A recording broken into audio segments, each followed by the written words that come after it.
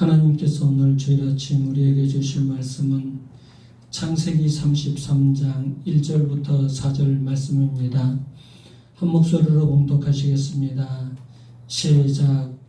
야곱이 눈을 들어보니 에서가 400명의 장정을 거느리고 오고 있는지라 그의 자식들을 나누어 레아와 라헬과 두 여종에게 맡기고 여종들과 그의 자식들을 앞에 두고 레아와 그의 자식들은 다음에 두고 라헬과 요셉은 뒤에 두고 자기는 그들 앞에서 나아가되 몸을 7번 땅에 굽히며 그의 형 에서에게 가까이 가니 에서가 달려와서 그를 맞이하여 안고 목을 어긋맞추어 그와 입맞추고 서로 우니라. 아멘. 오늘 내용은 야곱과 에서가 화해하는 장면입니다. 에서와 야곱은 쌍둥이 형제입니다. 그런데 두 형제는 성격이 완전히 달랐어요. 형 에서는 사냥을 좋아하는 어떤 남자다운 성격을 갖고 있었는데 아버지 이삭이 형 에서를 좋아했습니다.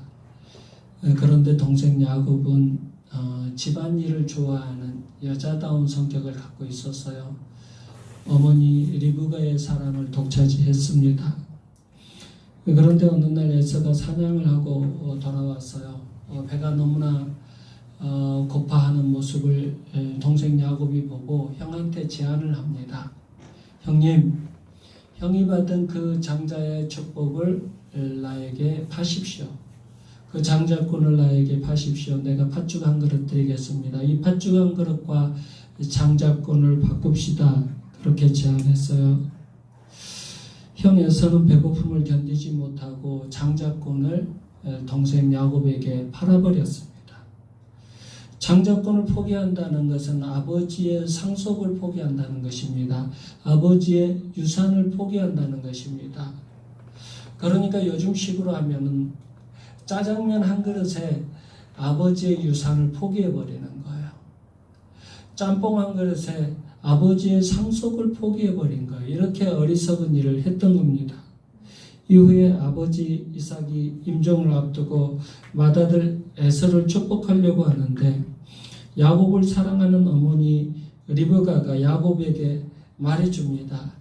이 모든 일에 있어서 이 모든 일을 진행하는데 어떤 저주가 임하면 내가 다 받겠다라고 얘기를 하고 야곱에게 눈이 잘 보이지 않는 아버지 이삭을 속여서 형 에서가 받아야 될 축복을 네가 대신 받으라고 합니다. 야곱은 어머니 리브가의 말을 듣고 형 에서의 모습으로 형이 이렇게 남자답게 생겼거든요. 막 가슴이고 팔이고 이런데 막 털이 막 나갖고 있는 그런 들사람이라고 할 정도로 그렇게 남자다운 모습이었어요. 그래서 이런 데다가 짐승의 털을 붙이고 임종을 앞두고 있는 눈이 멀어 있는 그런 아버지 이삭에게 가서 변장해서 형의 모습으로 들어가서 아버지가 에서에게 축복해 줘야 될 그 축복을 야곱이 대신 받아버렸습니다. 나중에 에서가 이것을 알게 됐죠. 아버지 이삭이 이렇게 진행이 되었다라고 말하니까 아버지 이삭의 장례식이 끝나면 애도 기간이 끝나면 내가 동생 야곱을 죽여버려야 되겠다라고 합니다. 이 이야기를 들은 어머니 리브가가 야곱에게 빨리 도망쳐라. 그래서 이제 야곱은 외삼촌 라반의 집으로 도망가게 됩니다. 그 이후로 20년 동안이나 헤어져 있었어요. 이 사건 이후로 20년 동안이나 이제 증오와 미움과 갈등과 이제 그런 것들을 가지고 20년 동안이나 떨어져 있게 되었습니다. 오늘 본문은 20년 만에 만난 야곱과 에서가 이제 그동안 쌓여 있었던 그 증오와 미움의 마음을 다 풀고 화해하는 장면이에요. 지난 20년 동안 에서는 야곱에 대한 증오와 복수심으로 가득한 인생을 살았을 것입니다. 반대로 또 야곱은 얼마나 두려웠겠어요. 우리 형이 언제 그 형한테 있는 재산 또 형한테 있는 그 군대 같은 어떤 남자들 이런 종들이 많은데 그들을 데리고 와서 나를 죽여버리면 어떡하지? 나에게 복수해버리면 어떡하지? 이런 두려움을 가지고 살았을 것입니다. 누구를 미워하는 건요 정말 힘든 일이에요. 여러분들 다른 사람을 미워해 보셨잖아요. 미워했는데 어떠셨습니까? 마음이 편하셨습니까? 미워하면 정말 불편해요. 미움을 당한 사람도 힘들고 또 미워하는 사람도 힘듭니다. 정말 미워하면 잠도 제대로 잘 수 없고 평안을 유지할 수가 없어요. 이 평안을 유지하려면 미움을 멈춰야 됩니다. 평안과 기쁨을 누리려면 미움을 멈추는 것밖에 없어요. 먼저 용서하고 화해의 손을 내미는 것밖에 없습니다. 1절을 보면 야곱이 눈을 들어 형 에서가 400명의 장정을 거느리고 오는 것을 보고 있습니다. 지금까지 야곱은 어떤 상태였냐면 형을 보는 눈이 두려움의 눈이었죠. 야곱은 에서 때문에 항상 두려움에 떨고 있는 상태였습니다. 그런데 이번에는 당당하게 자신에게 다가오고 있는 형 에서 일행을 눈을 들어서 당당하게 보고 있습니다. 그동안 형 에서를 항상 두려움에 불안에 떨면서 지켜보고 있었던 이 야곱이 왜 지금에 와서는 당당하게 눈을 들어서 당당하게 형 일행 400명의 장정들과 오고 있는 형 일행을 볼 수 있었을까요? 야곱이 지금 어떤 상태예요? 지금 어젯밤에 어떤 일이 일어났어요. 어젯밤에 이제 32장에 보면 하나님의 천사와 씨름하는 장면이 나와요. 하나님의 천사와 기도의 씨름을 했습니다. 그리고 지금 환도뼈가 부러진 상태입니다. 분이엘이라는 곳에서 이 분이엘은 하나님의 얼굴입니다. 하나님의 얼굴을 대면하여 보았다. 그런 뜻이 있는 이 분이엘이라는 곳에서 하나님의 천사와 기도의 씨름을 해서 야곱이 승리했습니다. 환도뼈는 부러졌지만 승리는 야곱이 했어요. 날이 새도록 씨름할 때 하나님께서 축복해 주시지 않으면 나는 가지 않겠습니다. 야곱의 그 성격이 나와요. 축복에 대한 관심이 많아요. 하나님의 축복은 어떻게든지 받으려고 하는 어떤 그런 간사하게 다른 사람의 축복이라도 빼앗아서 내 축복으로 만들려고 하는 그 야곱의 모습이 있어요. 여기서도 그런 대목이 나와요.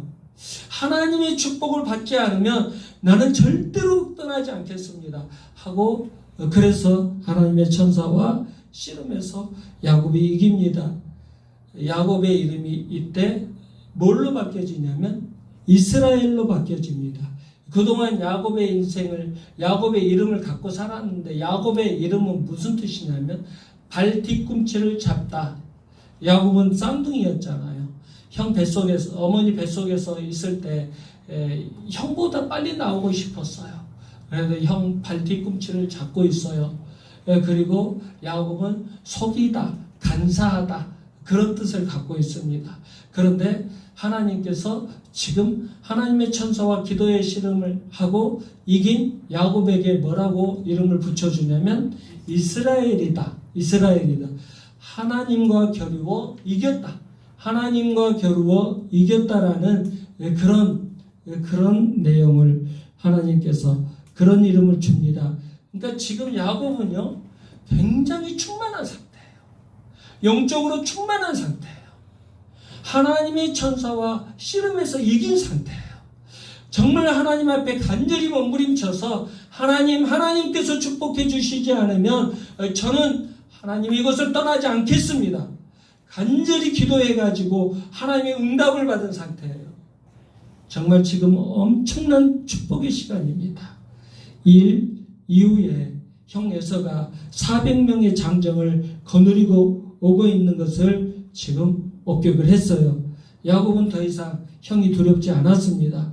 형의 군사보다 더 많은 하나님의 군사가 영적인 눈을 뜨고 보니까, 믿음의 눈을 뜨고 보니까 저 형의 군사 400명보다 훨씬 많은 하나님의 군사가 자기를 보호하고 있는 것을 영적인 눈을 뜨고 발견할 수 있었던 것입니다. 우리는 천국을 바라보고 가는 하나님의 백성들입니다. 그런데 우리가 천국을 바라보고 갈 때 우리를 방해하는 세력들이 너무너무 많아요. 어떤 세력은 물질을 가지고 우리를 방해합니다. 어떤 세력은 권력을 가지고 우리를 방해합니다. 어떤 세력들은 무력을 가지고 폭력을 가지고 우리 기독교인들, 그리스도인들을 방해합니다. 얼마나 두렵고 떨리는지 모릅니다. 그럴 때 우리는 그런 현상들을 믿음의 눈으로 바라볼 수 있어야 돼요. 믿음의 눈으로 보면 악한 대적들을 둘러싸고 있는 하나님의 군사들을 볼 수 있어요. 그러면 승리할 수 있습니다. 하나님께 맡기면 이 싸움은 하나님의 싸움이 되어버리는 거예요. 우리가 싸워야 될 싸움을 하나님께 맡기시기 바랍니다.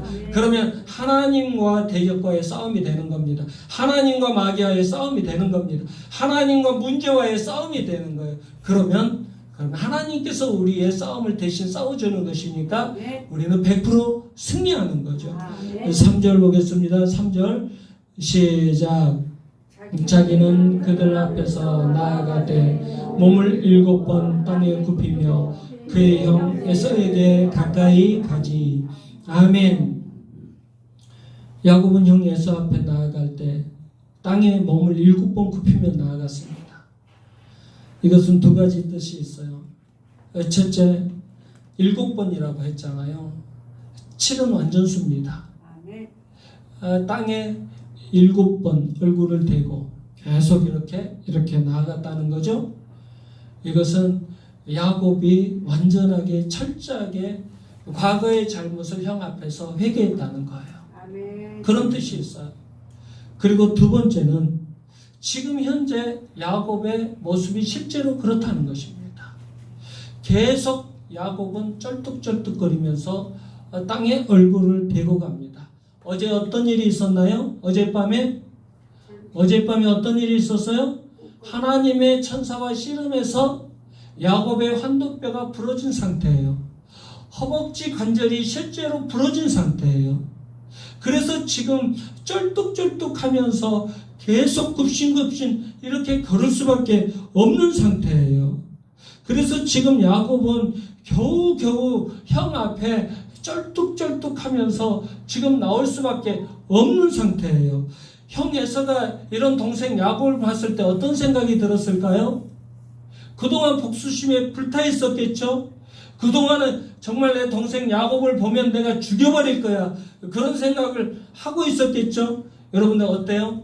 내가 일해주고 그 돈을 못 받으면 내가 그 사람 만나면 내가 죽여버릴 거야. 내가 화나면 정말 그 사람 정말 죽여버릴 거야. 어떻게 해서든지 내가 받을 거야. 저 원수를 내가 꼭 갚아줄 거야. 우리 박 집사님 옛날에 그랬어요. 그런데 저랑 같이도 가기도 했어요. 계산동에. 근데 너무나 못 사니까 화가 나니까 그냥 돌아오시더라고요. 잘 먹고 잘 살아라. 근데 이런 얘기도 하시더라고요. 오히려 쌀 한 포 사주고 와버린대요. 너무나 불쌍하니까 그냥 잘 먹고 잘 살아라 하고 포기해버리고 이제 그런 마음인 거죠. 진짜 그래요. 정말 나에게 몇 천만 원 손해를 끼친 사람도 정말 만나면 죽여버릴 거야. 그런 마음을 갖다가요. 정말 너무나 못 살고 너무나 처절하게 살고 있으면 오히려 불쌍히 여기는 마음이 생겨버리는 거예요. 지금 에서가 지금 그런 상태입니다. 이 동생이 가서 지가 아버지의 장자권, 축복권을 다 빼앗아서 가고 그랬으면 정말 잘 살고 정말 좀 멋지고 당당한 모습으로 오면은 내가 좀 보복해주고 이 복수를 갖고 싶은데 지금 쩔뚝쩔뚝거리면서 형 앞에 나오고 있는 거예요. 그 모습을 봤을 때 얼마나 처절했겠어요. 이 복수하고 싶은 이 증오의 마음, 이 미움의 마음이 긍휼의 마음으로 변화돼 버린 거예요. 저는 이 작업을 하나님께서 직접 하셨다고 생각을 해요. 하나님께서는 야곱의 한도표를 치셔서 형 앞에서 가장 불쌍한 모습으로 나타나도록 하신 것입니다. 그래서 에서의 분노와 증오의 마음을 긍휼의 마음으로 바꿔버리신 거예요. 내가 동생을 만나면 죽여버릴 거야. 그런 마음을, 그 악한 마음을 어젯밤 한도표를 부러뜨리셔서 형 앞에 절뚝절뚝 걸어 나오도록 해서 형에서의 그 동정심을 불러 일으키신 거죠. 4절 보겠습니다. 4절 시작. 에서가 달려와서 그를 맞이하여 안고 목을 어긋맞추어 그와 입맞추고 서로 우니라. 아멘. 두 형제는 무려 20년 만에 만났습니다. 얼마나 반가웠겠어요. 서로 얼굴을 마주본 순간 너무나 기뻐서 증오와 복수의 마음은 온데간도 없이 뜨거운 눈물만 흘리고 있습니다. 울다가 이런 생각을 했을 거예요. 이렇게 용서하고 화해하고 나니까 이렇게 좋은데, 이렇게 행복한데 왜 그동안 그 증오와 복수심에서 살았을까? 왜 그동안 그 증오와 복수심을 없애지 못하고 그렇게 온수지간으로 지냈을까? 내 동생인데, 내 형인데 이렇게 용서하고 화해하니까 이렇게 행복하고 즐거운데, 좋은데 왜 그렇게 살았을까? 야곱과에서는 이제야 원인을 상대방의 탓으로 돌리지 않고 그것을 후회하고 있는 거예요. 내 탓으로 돌리니까. 내 탓으로 돌리니까 이렇게 좋은 걸. 왜 상대방 탓을 계속하면서 살았을까? 이 원인을 자신의 탓으로 돌리면서 진실한 회개의 눈물을 흘린 겁니다. 그리고 지금 이전에 맛보지 못한 평안과 기쁨을 누리고 있어요. 여러분, 화해 없는 평안은 없습니다. 그리고 진실한 회개의 눈물이 없는 화해도 없습니다. 잘못을 상대방 탓으로 돌리면 절대 화해와 평안은 없습니다. 진심으로 나부터 잘못을 회개하고 상대방에게 용서를 구하고 또 용서를 해줄 때 평안과 기쁨은 나의 것이 됩니다. 야곱은 형을 찾아올 때 분노에 있을 형을 위해서 많은 것들을 준비해 가지고 왔어요. 많은 예물을 준비해 갖고 왔어요. 암염소 200마리, 순염소 20마리, 암양 200마리, 순양 20마리, 전나는 낙타 30마리와 새끼, 암염소 40마리, 황소 10마리, 암낙이 20마리, 새끼낙이 10마리. 엄청나게 많은 가축들을 예물로 준비했어요. 화가 나 있는 형의 마음을 달래기 위해서 귀한 예물들을 준비해 가지고 왔습니다. 그런데 지금은 주지 않아도 돼요. 왜 주지 않아도 될까요? 형의 마음이 다 풀렸기 때문에 그렇습니다. 형이 용서해 주었기 때문에 지금 이 예물을 형에게 바치지 않아도 돼요. 형이 모두 다 용서해 주고 화해했기 때문에 이 예물들을 형에게 바치지 않아도 됩니다. 이 예물은 분노에 있을 형의 마음을 달래기 위해서 준비한 것이었습니다. 그런데 이제는 형의 마음이 다 풀린 상태입니다. 그렇기 때문에 이제는 굳이 예물을 형에게 주지 않아도 돼요. 그런데 야곱은 굳이 사양하는 형 에서에게 강권하면서까지 준비한 예물을 형에게 강제로 강권하면서 주었습니다. 11절 읽겠습니다. 11절 시작. 하나님이 내게 은혜를 베푸셨고 내 소유로 가득하니 정확한 받으소서 하고 그에게 강권함에 받으니라. 아멘. 청하건대 내가 형님께 드리는 예물을 받으소서 하고 그에게 강권함에 받으니라. 아멘. 야곱은 자신을 용서해 준 형 에서에 대한 사랑을 말로만 마음으로만 전하지 않았어요.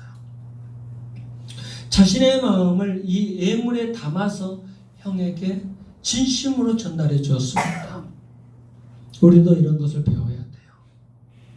하나님 앞에서나 사람 앞에서 감사하는 그 마음들을 예물을 담아서 정성껏 이렇게 드릴 수 있는 그런 마음의 자세들을 배워야 돼요.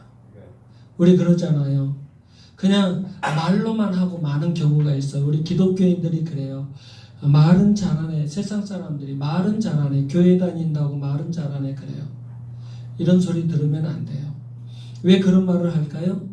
삶이 없기 때문에, 행함이 없기 때문에 세상 사람들이 기독교인들에게 말은 청산유수다, 말은 잘하네, 그런 말을 하는 겁니다.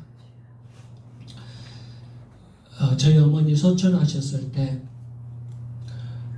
친구들 한 10-30명이 왔더라고요. 대전까지.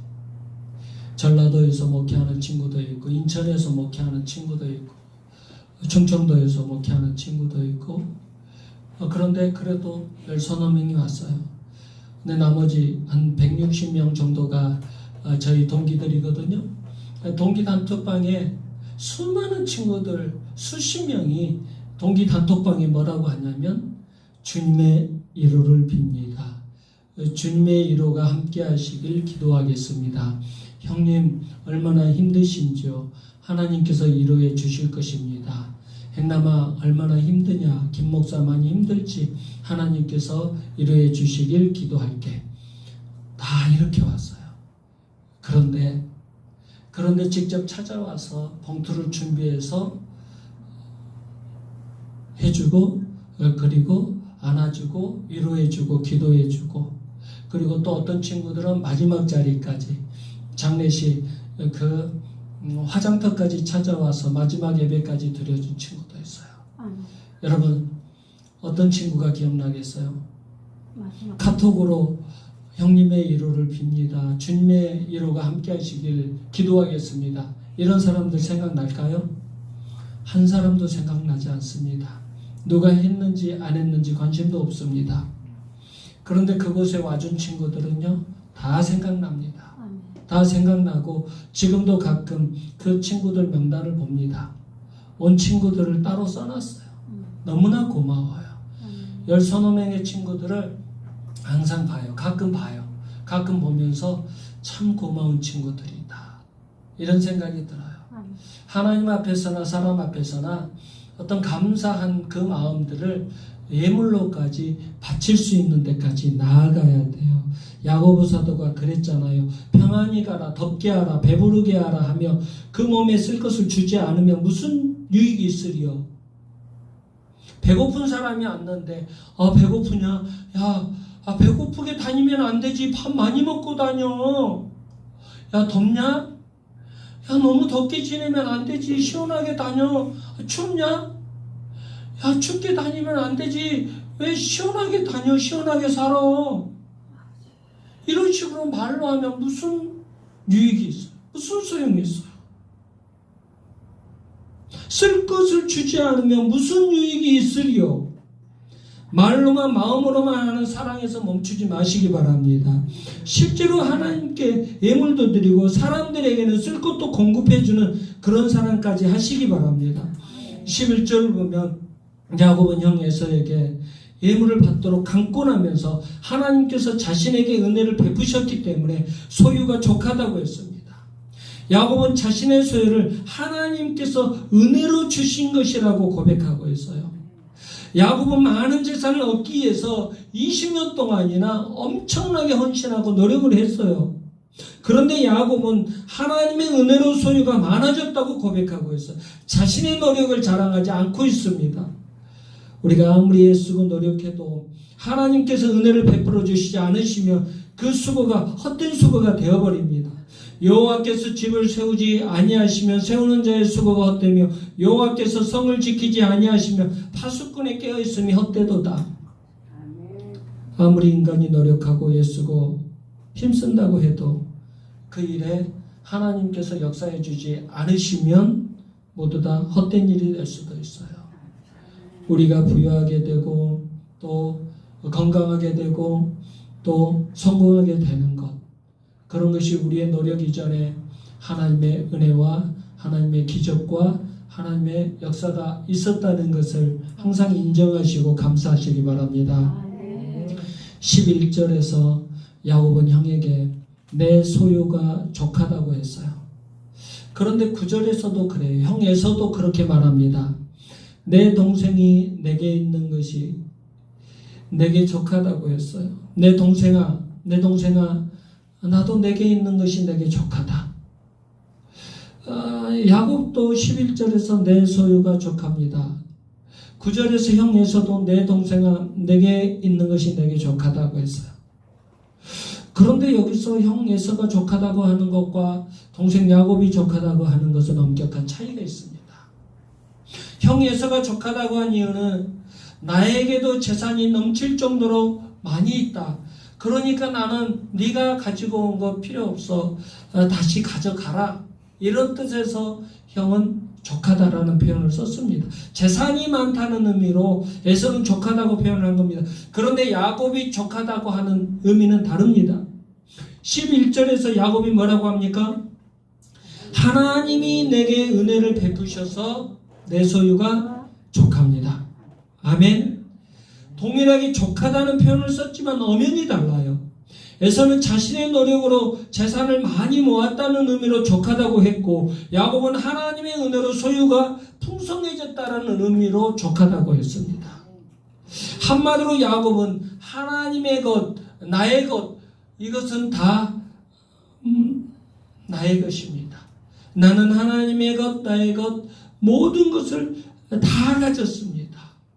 하나님의 것, 세상의 것, 모든 것을 나는 다 가졌습니다. 이렇게 고백하고 있는 거예요. 물론 야곱은 모든 것을 갖지 않았죠.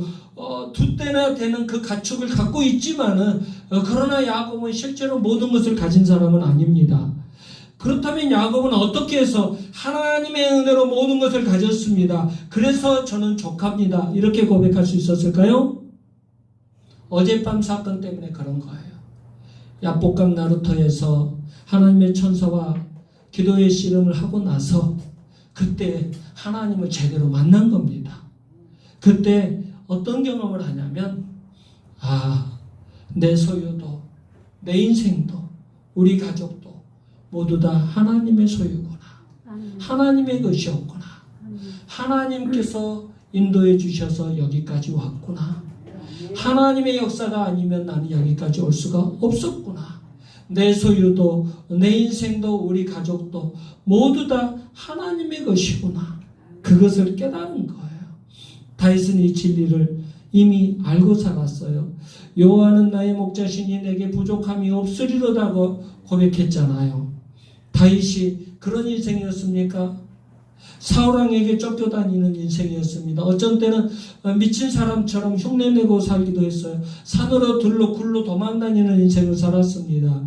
아들 압살롬에게 반역을 당해서 쫓겨다니는 인생을 살았습니다. 그런데 그가 다 가진 인생입니까? 그런데 다윗이 여호와는 나의 목자시니 내게 부족함이 없으리로다. 그렇게 고백하고 있어요. 부족한 건 투성이잖아요. 그런데 다윗은 자신은 부족함이 없는 인생이라고 고백하고 있어요. 여러분, 하나님께서 함께 하시는 우리도 마찬가지예요.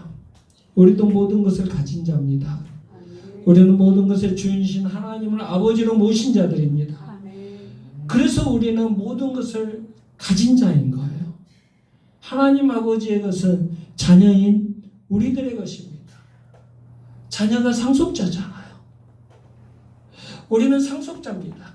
우리는 상속자예요. 그렇기 때문에 하나님 아버지를 모신 자녀들은 자녀로서 하나님의 것을 모두 다 상속받을 수 있어요. 그렇기 때문에 우리는 가난하거나 부하거나 항상 모든 것을 가진 자라는 의식을 갖고 살아야 돼요. 아멘. 우리는 하나님의 상속자이기 때문에, 자녀이기 때문에 하나님의 모든 것을 다 상속받을 수 있어요. 그러니까 우리가 연약하든 또 강하든 또 가난하든 부하든 우리는 모든 것을 다 가진 자라는 의식을 갖고 살아야 돼요. 그래야 항상 감사할 수 있는 인생을 살 수 있습니다. 여러분, 사람들은요, 대부분 전쟁보다 평화를 원한다고 해요. 갈등보다 화해를 원한다고 합니다. 그런데 정말 그런 것 같아요? 여러분들 세상 돌아가는 것 보세요. 정말 전쟁보다 평화를 원하는 사람 같습니까? 정말 갈등보다 화해를 원하는 사람들 같습니까? 나라들 보세요. 나라들. 막 강한 나라들이 약한 나라를 함부로 해요. 함부로 해요. 세상 사람도 마찬가지예요. 자기에게 돈이 좀 있고 어떤 권력이 있으면 약한 사람들을 막 짓밟아요. 그리고 평화를 원한대요. 그리고 화해를 원한대요. 정말 그렇습니까? 그렇지 않잖아요.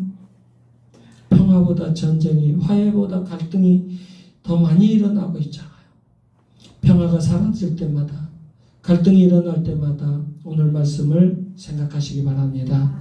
오늘 야곱과 에사의 화해 장면을 생각하시기 바랍니다.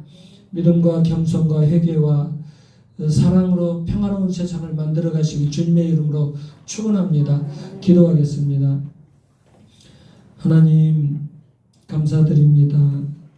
전쟁과 분열과 다툼과 갈등이 가득한 세상에서 예수 그리스도의 십자가의 사랑을 증거하며 살게 하시니 진심으로 감사드립니다. 우리도 예수님을 몰랐다면 어떤 사람들보다 악하고 잔인한 삶을 살았을 것입니다.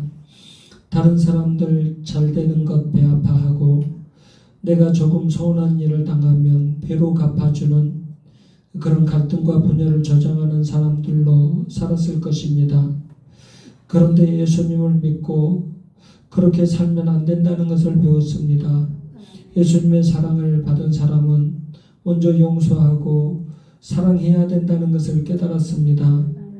혹시 우리 교회 공동체, 우리 가족 공동체, 학교 공동체, 직장 공동체, 분열과 다툼이 있다면 화해 공동체로 만들 수 있는 그리스도인들로 살아가게 하여 주시옵소서.